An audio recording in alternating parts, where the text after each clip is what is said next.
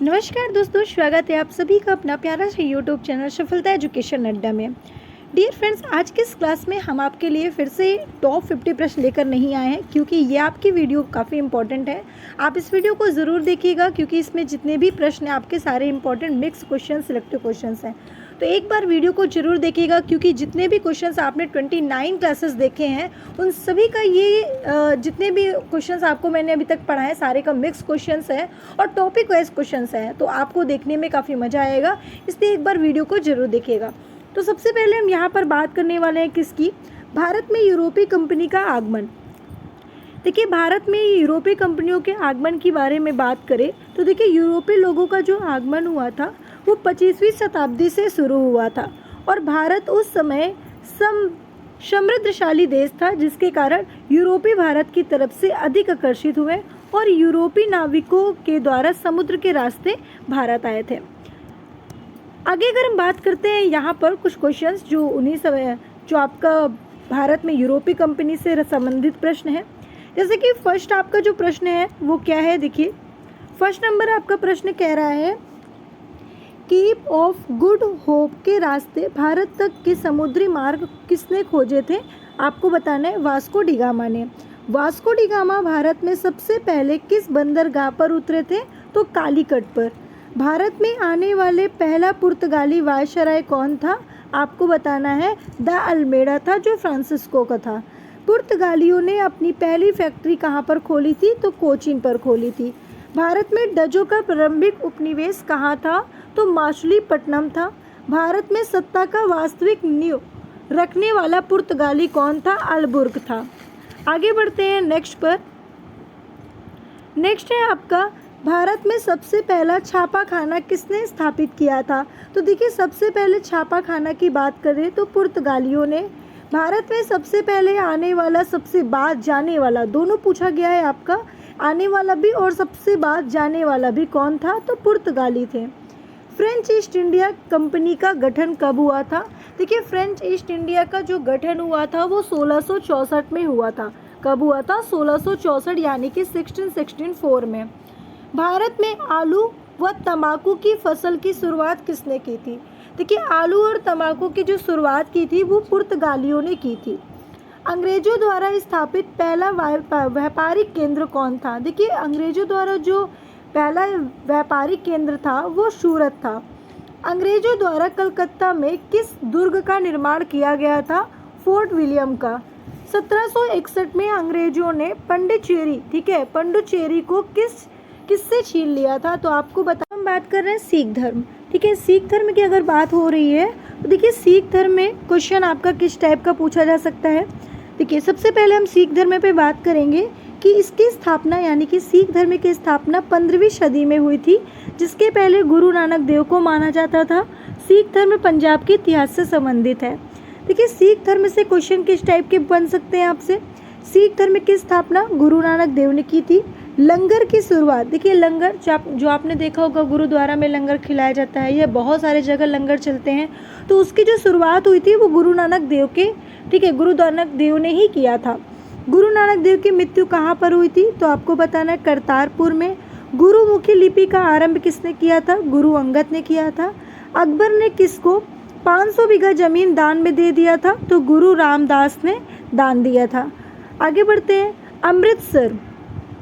अमृतसर नगर की स्थापना किसने की थी? गुरु रामदास ने की थी। सिख धर्म के 5वें गुरु का क्या नाम था? देखिए, सिख धर्म के जो 5वें गुरु हैं उनका नाम गुरु अर्जुन देव था। किसने अपने आप को सच्चा बादशाह कहा था? तो अपने आप को सच्चा बादशाह कहने वाले गुरु गोविंद सिंह थे। गुरु गोविंद सिंह का निवास कहाँ पर था? तो आपको बताना है आनंदपुर साहिब में था। अकाल तख्त की स्थापना गुरु हरगोविंद सिंह जी ने की थी। खालसा पंथ की स्थापना गुरु गोविंद सिंह ने की थी। और गुरु नानक की जीवनी किसने लिखी थी? तो गुरु नानक की जीवनी लिखी थी किसने? गुरु अंगद देव ने लिखी थी, याद रखिएगा। आगे बढ़ते हैं सिख धर्म पे। देखिए, आगे क्वेश्चन आपसे क्या पूछा जा सकता है? सिंध को अंग्रेजों ने कब अधिकृत किया था? 1843 में। किसने रोपड़ में रणजीत का बड़े सम्मान के साथ स्वागत किया था? विलियम बेंटिंग ने किया था। अवध के स्वायत्ता सत्ता की स्थापना किसने की थी? शाह आदत खान ने की थी। सिखों के अंतिम गुरु का क्या नाम था? देखिए, सिखों के जो अंतिम गुरु थे, गुरु गोविंद सिंह थे। भारत में एंग्लो फ्रेंच शत्रुता के बाद कौन सी लड़ाई निर्णायक सिद्ध हुई थी? तो वांडीवास की लड़ाई हुई थी। ठीक है, अब आप मुझे बताइए कि वांडीवास की लड़ाई कब हुई थी? मेरे प्यारे डियर फ्रेंड्स, जितने भी स्टूडेंट इस वीडियो को देख रहे हैं, सभी लोगों को बताना है वांडीवास की लड़ाई कब और किनके बीच हुई थी। ठीक है, जल्दी से बताइए, देखते हैं कितने स्टूडेंट को मालूम है। मेरे प्यारे डियर फ्रेंड्स हैं, सभी को मालूम होना चाहिए क्योंकि बहुत ही मेहनत करके सभी लोग पढ़ाई कर रहे हैं। तो देखिए, मैं आपको बता दूं कि 22 जनवरी कब की बात हो रही है? 22 जनवरी 1760 में। ठीक है, 22 जनवरी 1760 को ये वांडीवास की लड़ाई हुई थी, ब्रिटिश और फ्रांसीसी सेनाओं के बीच में हुई थी। और इस लड़ाई का जो नेतृत्व था वो ब्रिटिश सेना के सर आयर कूट ने और फ्रांसीसी सेना के कॉम्टे डी लाली ने किया था।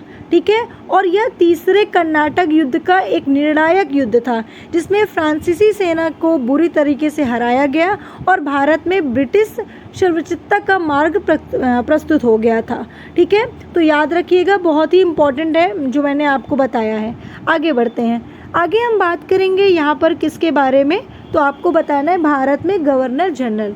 देखिए, भारत में गवर्नर जनरल की बात करें तो क्वेश्चन है आपका रॉबर्ट क्लाइव से। ठीक है, बंगाल में द्वैध शासन की व्यवस्था किसने की थी? वॉरेन हेस्टिंग ने की थी। किसने कोषागार को मुर्शिदाबाद से हटाकर कलकत्ता लाया था? तो आपको बताना है क्या? ये भाई रॉन्ग है। ठीक है, जल्दी से बताइए, क्या क्वेश्चन पूछा है आपसे? किसने कोषागार को मुर्शिदाबाद से हटाकर कलकत्ता लाया था? ठीक है, यहाँ पे रॉन्ग टाइप हो गया है। ठीक है, किसने लाया था? तो आपको बताना है वॉरेन हेस्टिंग्स ने। कब लाया था? वॉरेन हेस्टिंग्स ने 1772 में लाया था। ठीक है, याद रखिएगा।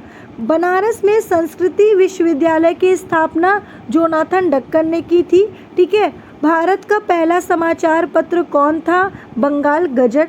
किसके समय भारत का पहला समाचार पत्र शुरू हुआ था? तो वॉरेन हेस्टिंग के।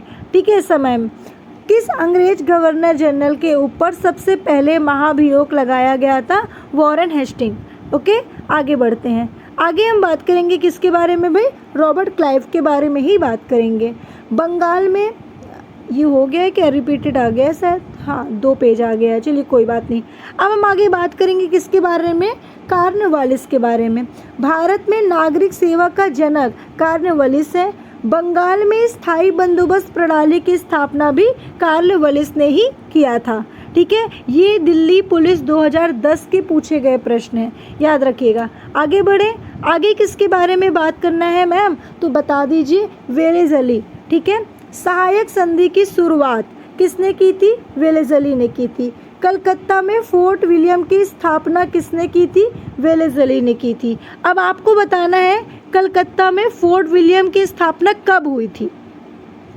भाई वेलेज़ली ने तो की थी, लेकिन कब हुई थी? तो 1696 में।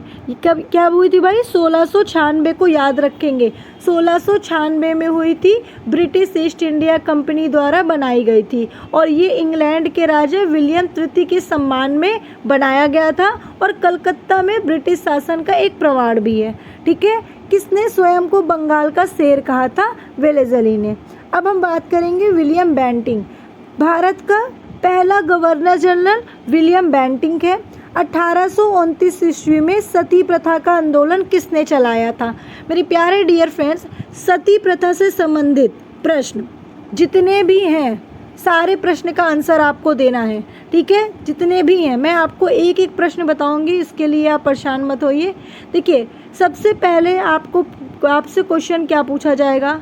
ठीक है, सती प्रथा चलाई किसने? किसने चलाई भाई? ठीक है, क्या पूछा जाएगा भाई? किसने चलाई सबसे पहले, है ना? कब चलाई? सारे क्वेश्चन का जवाब देने वाले हैं। देखो, सबसे पहला पॉइंट आपको याद रखना है, पूछा गया है सती प्रथा का आंदोलन किसने चलाया? राजा राम मोहन राय ने चलाया था। कब चलाया? 1829 में। कब? 1829 में चलाया था। याद रखिएगा, डेट भी पूछा जा सकता है आपसे, जो 4 दिसंबर को, 4 दिसंबर 1829 को लॉर्ड बेंटिंग ने रेगुलेशन जारी किया था। ठीक है, जिसमें सती को अवैध और अपराधित, ठीक है, बिना अपराध किए अदालतों ने दंडित घोषित किया। ठीक है, तो लॉर्ड विलियम बेंटिंक ने 1828 से लेकर 1835 के बीच में भारत के गवर्नर जनरल के रूप में कार्य किया था। ठीक है, उसके बाद राजा राम मोहन राय जो थे वो समाज सुधारक थे, जिन्होंने सती प्रथा का उन्मूलन के लिए कड़ी मेहनत की थी। आपसे यहाँ पर क्वेश्चन पूछा है कि सती प्रथा का आंदोलन किसने चलाया था। ठीक है, याद रखिएगा। अच्छा, उसके अलावा राजा राम मोहन राय को मुगल सम्राट अकबर द्वितीय द्वारा राजा की उपाधि भी दी गई थी, जिन्होंने प्रतिनिधित्व करने के लिए इंग्लैंड भेजे। और 1816 में, कब की बात कर रहे हैं मेरे प्यारे डियर फ्रेंड्स, 1816 में कोलकाता में भारत का पहला अंग्रेजी माध्यम स्कूल शुरू किया गया, जो बाद में किस नाम से जाना जाता था, तो इंग्लो हिंदू स्कूल के रूप में जाना जाता था। क्या बताया मैम, फिर से रिपीट कर दीजिए। तो आपको बताना है भाई, क्या मैं नोट कर ही दे रही हूँ, क्यों परेशान हो। इंग्लो हिंदू स्कूल के नाम से जाना जाता था। ठीक है, ये पहला इंग्लिश स्कूल था। ठीक है, ये पहला इंग्लिश स्कूल का नाम मैं आपको बता रही हूँ। ओके, अच्छा, राजा राम मोहन राय ने 1828 में ब्रह्म समाज की स्थापना भी की थी। ठीक है, 1828 में ब्रह्म समाज की स्थापना राजा राम मोहन राय के द्वारा ही हुआ था, और इस कदम को भारतीय समाज सुधार और आधुनिकीकरण में महत्वपूर्ण भूमिका मिली। उनको बहुत श्रेय दिया गया। उन्हें अक्सर भारतीय पुनर्जागरण का पिता भी कहा जाता है। जो सबसे महत्वपूर्ण प्रश्न बताने वाली हूँ कि भारतीय पुनर्जागरण का पिता किसे कहा जाता है, तो राजा राम मोहन राय को कहा जाता है। और सुनिए, उसके अलावा आपसे क्वेश्चन भी पूछा जा सकता है कई तरह के। एक क्वेश्चन ध्यान से सुनिएगा, मैं क्या बताने वाली हूँ। सती प्रथा एक हिंदू अनुष्ठान है, ये सभी को पता है। ठीक है, जिसमें विधवा को अपने पति के अंतिम संस्कार का चिता पर बैठना पड़ता है और जिंदा जला दिया जाता है, ये सती प्रथा है। ठीक है, अच्छा, पुर्तगालियों ने 1515 में, क्या बताने वाली है मैम, पुर्तगालियों ने 1515 में, जरा ध्यान से सुनिएगा, गोवा में इस प्रथा को रोक लगाया था। लेकिन 16वीं शताब्दी में हुमायूं ने अभ्यास के खिलाफ एक शाही समझौते की कोशिश करने वाला पहला था, और अकबर सती को प्रतिबंधित करने वाला आधिकारिक आदेश जारी करने के लिए गया था। ठीक है, तब से यह महिलाओं द्वारा स्वेच्छा से किया गया था। ठीक है, अगर उनका मन है तो ठीक, नहीं तो कोई ज़बरदस्ती नहीं है। आगे बढ़ते हैं, इसके बारे में कभी डिटेल्स आपको ज़रूर बताऊंगी। आगे बढ़ते हैं भाई, किसके बारे में, विलेज़ली। विलेज़ली की जब बात यहाँ पर हमने आपसे की, तो देखिए क्या क्वेश्चन आया भाई। यहाँ पर एक क्वेश्चन आया कि किसकी सहायता से राजा राम मोहन राय ने सती प्रथा का अंत करवाया था, विलियम बेंटिंक की मदद से। किसके समय में मैकाले ने अनुशंसा पर अंग्रेजी को शिक्षा का माध्यम दिया था, विलियम बेंटिंक को। राजा राम मोहन द्वारा चलाया गया सुधार आंदोलन कौन सा था, ब्रह्म समाज की स्थापना उन्होंने किया था। ठीक है, आगे बढ़ते हैं, आगे हम बढ़ेंगे लॉर्ड डलहौजी। ठीक है, लॉर्ड डलहौजी की बात यहाँ पर करने वाले हैं। तो लॉर्ड डलहौजी कहता है, व्यापक सिद्धांत को किसने शुरू किया, डलहौजी ने। इनाम कमीशन की स्थापना डलहौजी ने। किसने राज्य हड़प नीति को क्रियान्वित किया, डलहौजी ने। डॉक टिकट की शुरुआत डलहौजी ने। किसने शिमला को ग्रीष्मकालीन की राजधानी दी, डलहौजी ने। किसके समय सबसे पहले रेल की शुरुआत की, तो डलहौजी। मुंबई से थोड़े के बीच में, ठीक है, थोड़े दूर के बीच में शुरू हुई थी। डलहौजी ने किसे कुशासन का आरोप लगाकर हड़प था, अवध। डॉक्ट्रिन, ठीक है, डॉक्ट्रिन ऑफ लैप्स किससे संबंधित थे, तो राज्य हड़प नीति से संबंधित थे। ओके, अब बात करेंगे लॉर्ड कैनिंग। लॉर्ड कैनिंग की जब बात यहाँ पर आती है, तो भारत का अंतिम गवर्नर जनरल व प्रथम वायसराय कौन था, लॉर्ड कैनिंग था। ठीक है, व्यापक सिद्धांत को किसने समाप्त किया, लॉर्ड कैनिंग ने समाप्त किया था। सबसे बड़ी घटना कब हुई थी, 1857 की क्रांति किसके शासनकाल में घटी थी, तो कैनिंग के शासनकाल में। विधवा पुनर्विवाह किसके शासनकाल में शुरू हुआ था, कैनिंग 1856 में। उसके बाद आते हैं लॉर्ड मेयो। लॉर्ड मेयो जी कहते हैं भाई, क्वेश्चन कैसे आएंगे, 1872 ईस्वी में कृषि विभाग की स्थापना लॉर्ड मेयो ने की थी। किसकी हत्या अंडमान निकोबार के सेलुलर जेल में एक अफगान नागरिक द्वारा हुआ था, तो लॉर्ड मेयो को। ठीक है, उसके अलावा हम आगे बात करेंगे आपसे। आगे पूछा जा रहा है नॉर्थब्रुक। ठीक है, नॉर्थब्रुक की बात करें, किसके समय भारत में भयंकर अकाल पड़ा था, तो आपको बताना है नॉर्थब्रुक। पंजाब का प्रसिद्ध कूका आंदोलन नॉर्थब्रुक। ठीक है, लॉर्ड रिबन। भारत में स्थानीय स्वशासन का जनक किसे माना जाता है, लॉर्ड रिबन। किसके शासनकाल में उद्योगशाला अधिनियम पारित किया गया, लॉर्ड रिबन। किसके रिबन को भारत का उदारक कहा जाता है, लॉर्ड रिबन। ठीक है, वर्नाक्यूलर प्रेस एक्ट को किससे समाप्त किया है, तो रिबन ने समाप्त किया 1882 में। आगे बढ़ेंगे कर्जन।